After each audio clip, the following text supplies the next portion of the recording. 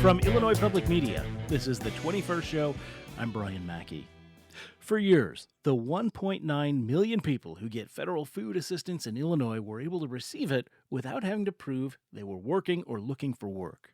But the One Big Beautiful Bill Act that Congress passed last summer made changes to the Supplemental Nutrition Assistance Program, or SNAP for short.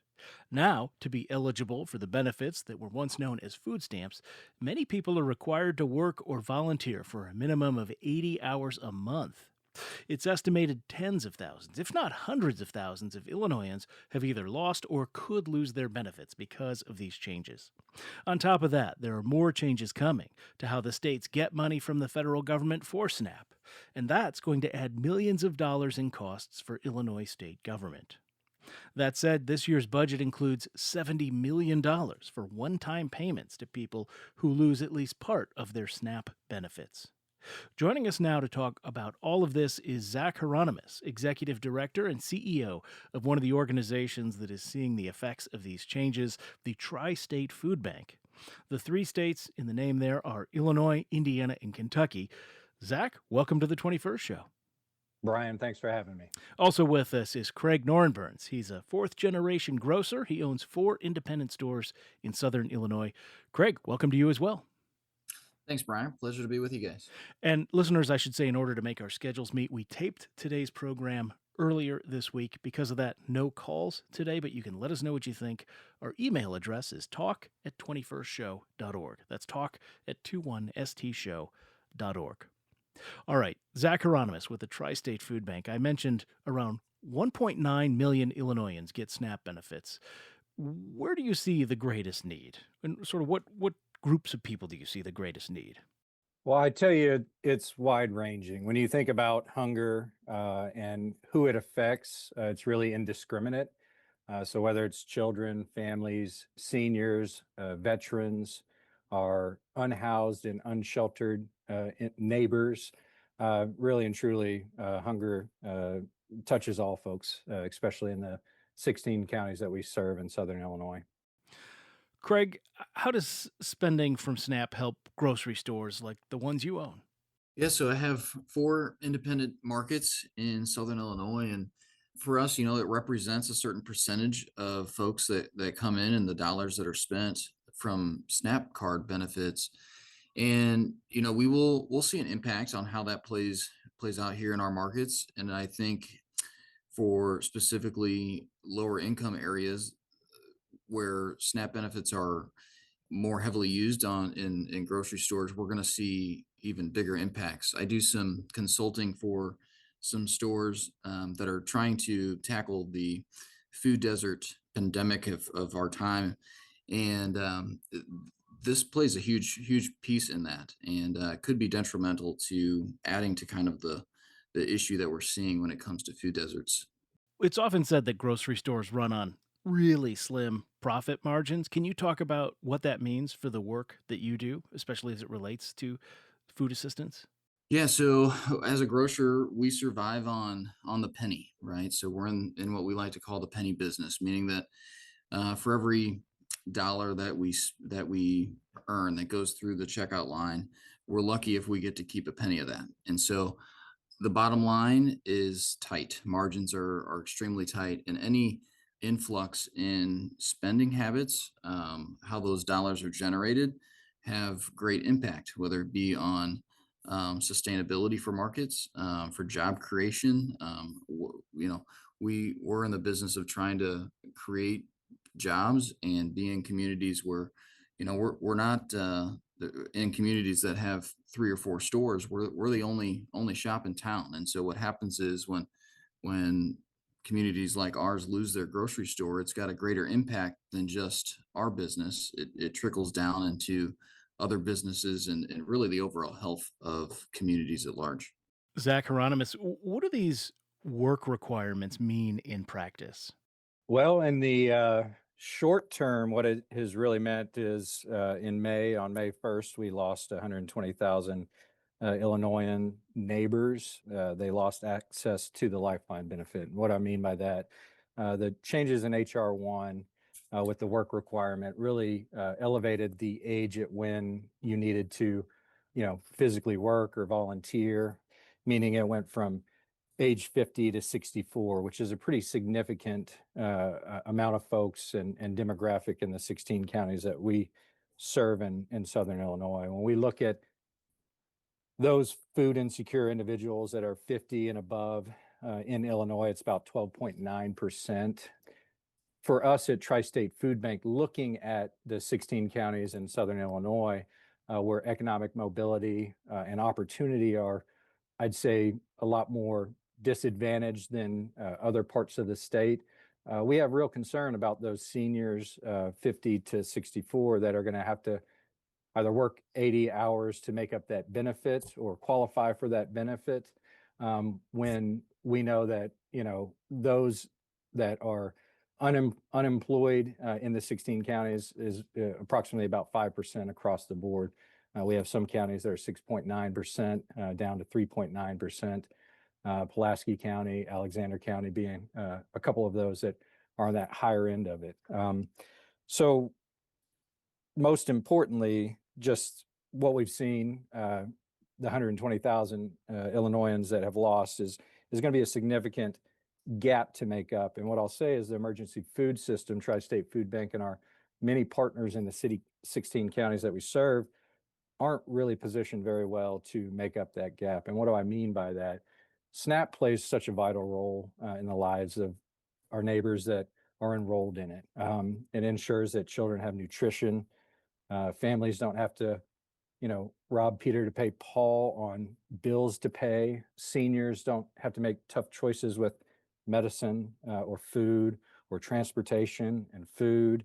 And what we see with, folks that are losing it, that big gap that the emergency food system needs to make up, for every meal that Tri-State Food Bank and our partners in hunger relief can provide, SNAP provides 9. So it's a monumental hill to climb, thinking about, especially right now, the 120,000 Illinoisans that have lost due to the HR 1 work requirement.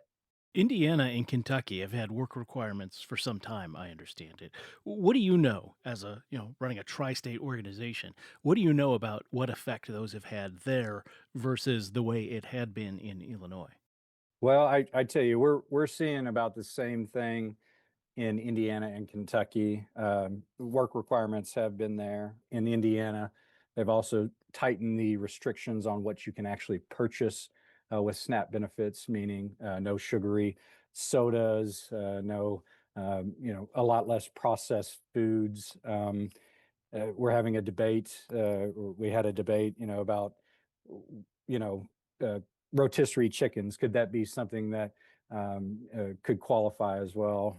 There's multitude of differences between Indiana, Illinois, and Kentucky. But what I will tell you about what's been going on in Illinois, and that Tri-State Food Bank is very proud to be a part of, is the Save Our SNAP Coalition.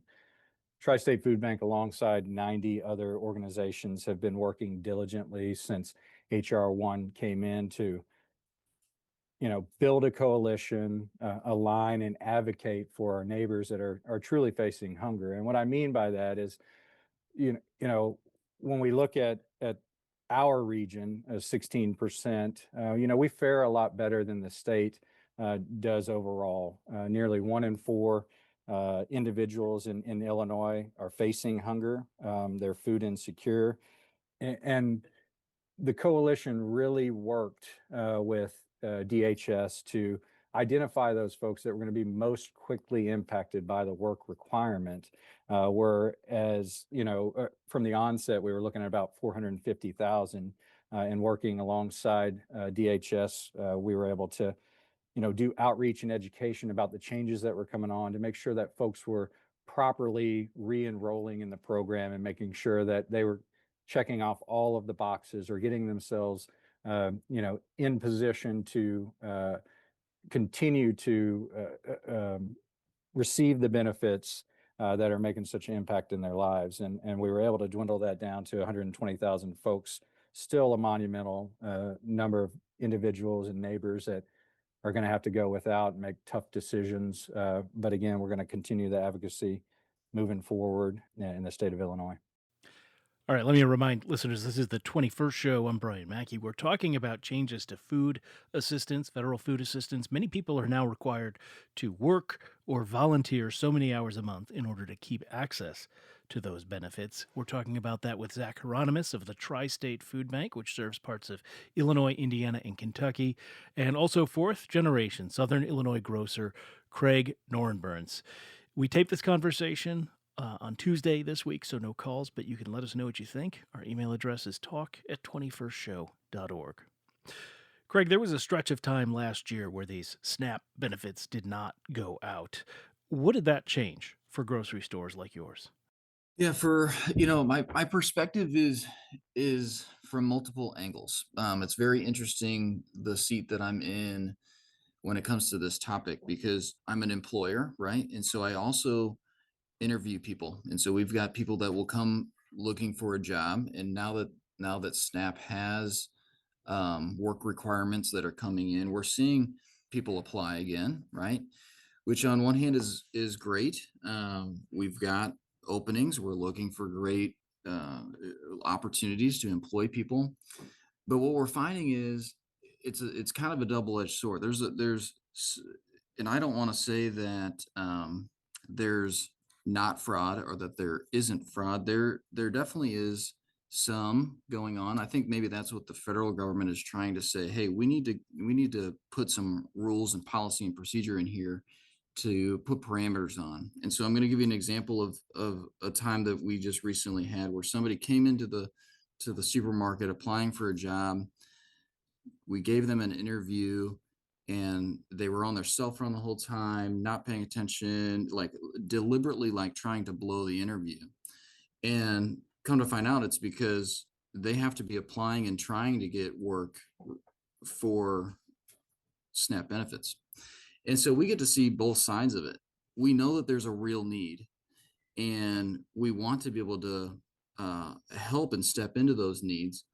But there's also this work requirement that's trying to maybe like weed out the people that really shouldn't be on SNAP, right? And so, what is SNAP? SNAP is this bridge. It's not necessarily meant to be the only dollars that you spend feeding your family. Okay. Unfortunately, there's a lot of people that number that they get on SNAP is the only benefit or only income that they have in their budget for food. And that's why we're seeing such an increase in our even local food pantries need and the overextension of what the need that they're trying to meet. And so as the local grocer in town, we try and partner with them with different fundraisers. We do a roundup campaign at the register during the holidays to try and boost their resources to be able to serve people as well. We're even seeing this kind of overflow into our school system. In the school districts, there's a huge unpaid debt there for free and reduced lunches that is still unpaid. And so we'll do a fundraiser to help pay that off at the end of the school year. And so, as a grocer who has a heart for the community, we see both sides of it. We see where, yes, there are times where people are taking advantage of the system, but we see where there's actually also a real true need here that needs to be met. And so, it's a balance for us. And how do we meet the need and be a balance of knowing when assistance should be given and when it shouldn't be. I think one of my biggest concerns with the new system of how and who gets potential benefits, and maybe Zach would have some more information on clarification here, but there's some sort of like new rule in place that says, hey, if you fall off of SNAP, you are disqualified for any reason, you miss a cutoff, there's like a 3-year waiting period that you can't even apply for that again. All right, we need to take a break on the program. When we come back, I'm going to ask Zach to respond to what Craig had to say about some of the things he's seen in his grocery stores. We're talking about changes to federal food assistance programs and what those mean here in Illinois. My guests are Zach Hieronymus of the Tri State Food Bank, which serves parts of Illinois, Indiana, and Kentucky. Also, fourth generation Southern Illinois grocer Craig Norenburns. We taped this conversation ahead of time because of that no calls today, but you can let us know what you thought by leaving a voicemail. The number for that is 217 300 2121. That's 217 300 2121. And you can find that number along with every other way to contact us at our website, 21stshow.org. You can also listen to past segments there, including our recent conversations on video. You can find those as well on YouTube. Just search for The 21st Show. All right, more on SNAP benefits after a short break. This is The 21st Show. Stay with us.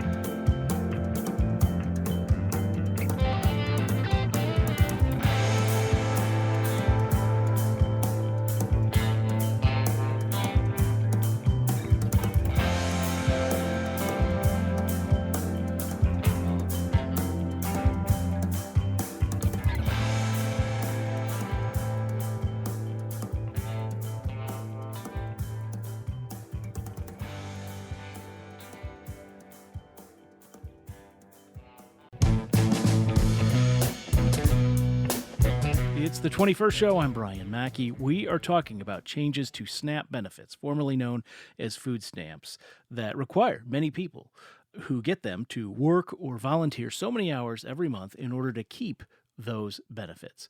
And we are talking about that with Zach Hieronymus with the Tri-State Food Bank, which serves parts of Illinois, Indiana, and Kentucky, and Craig Nordenburns, who runs grocery stores in southern Illinois, fourth-generation grocer down there. We taped this conversation ahead of time, so no calls today, but let us know what you thought. Talk at 21stshow.org.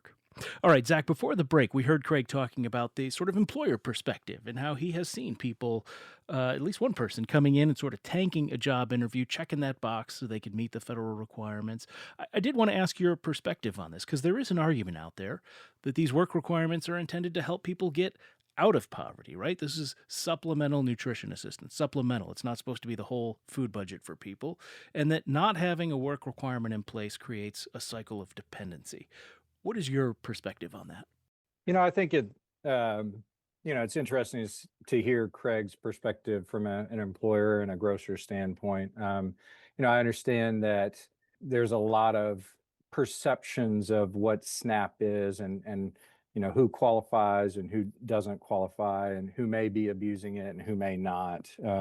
As we know, some of the changes that have come through, effectively, if you're not qualifying for any of the exemptions, the penalty is essentially you can apply and receive benefits for 90 days once in a 3-year period. What I'll say is, looking at Tri-State Food Bank 16 county region, there's an identified, more than 28,000 individuals that are food insecure.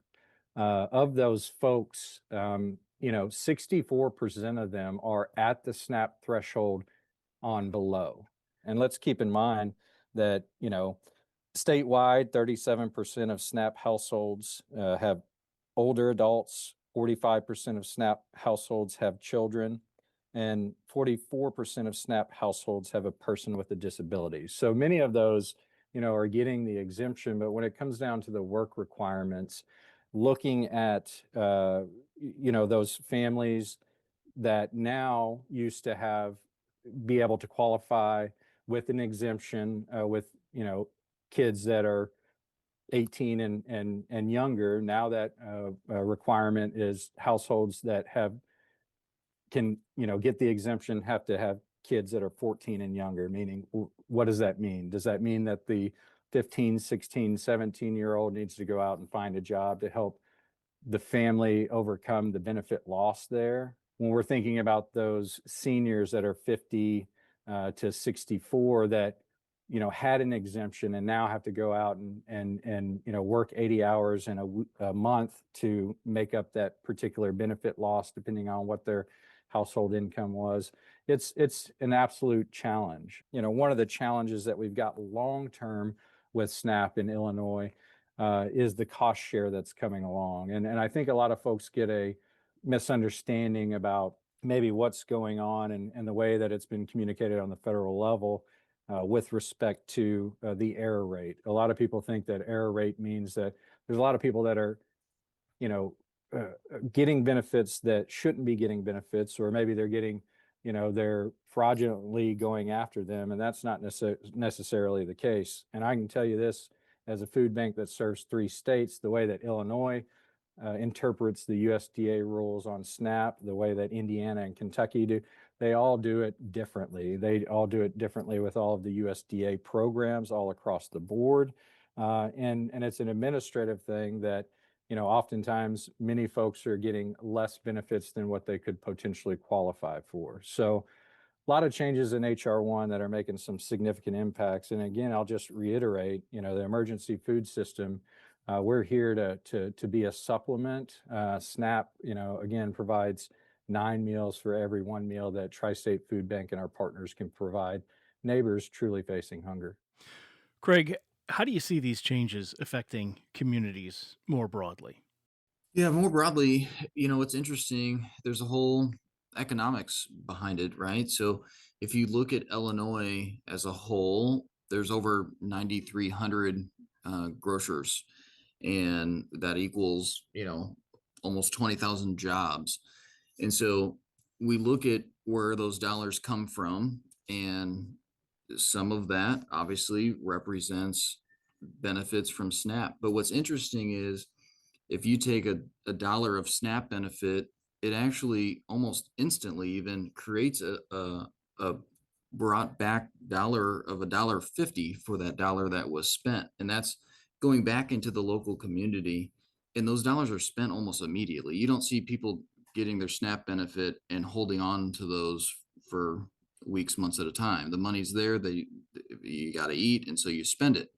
And so, like I said, grocery stores are a necessity. We're talking about food, right? There's only so many things that you, like, at the end of the day, have to have. It's your food, shelter, medicine, and so food is a big factor when you look at the economics of any community. And so what you see is in some of these even rural communities where they lose their grocer, there's not enough money to pay the high utility bill, the increase in benefits and wage, all the other things that just food costs and transportation and all the things. And so when you see a community lose their grocery store, what you see is then the community potentially lose their pharmacy, the potential of them seeing a struggling school district because people aren't moving into town. And so there's a trickle down effect. And so if it's just a numbers game and you look at SNAP and you look at what that's doing, it's actually helping stimulate the economy as well. It's not just, which I'm not saying is good, bad, or different. It's not just a government handout to try and help somebody get ahead. It's doing a lot more than just that. And again, I will say, if it is just that, there's people that is what they need it for, and that is 100% a rightful reason to do it, right? And so we're here to be neighbors. We're here to help people who either, for whatever reason can't work. We see a lot of single moms that are trying to make ends meet, and without SNAP benefit, without some assistance when it comes to housing, we're going to see the negative impacts of what that has, whether it be in food theft, whether that's in more increased homelessness. I mean, the list kind of goes on and on when it comes to the negative side effects of what happens when people's benefits are reduced or totally removed.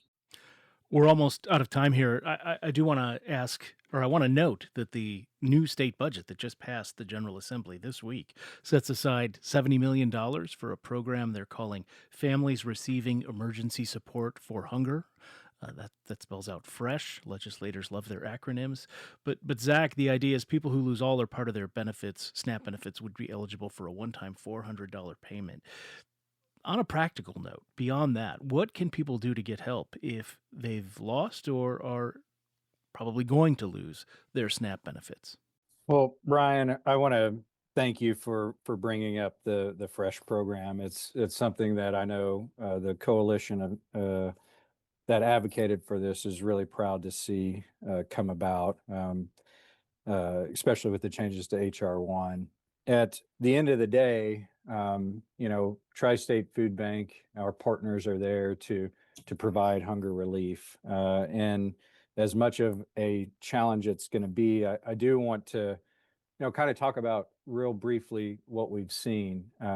From March until April, we've seen an increase of 15.2% of neighbors frequenting our largest program, which is our pantry program. It's a TFAP USDA administered program, and we have many partners in Southern Illinois to help families and individuals.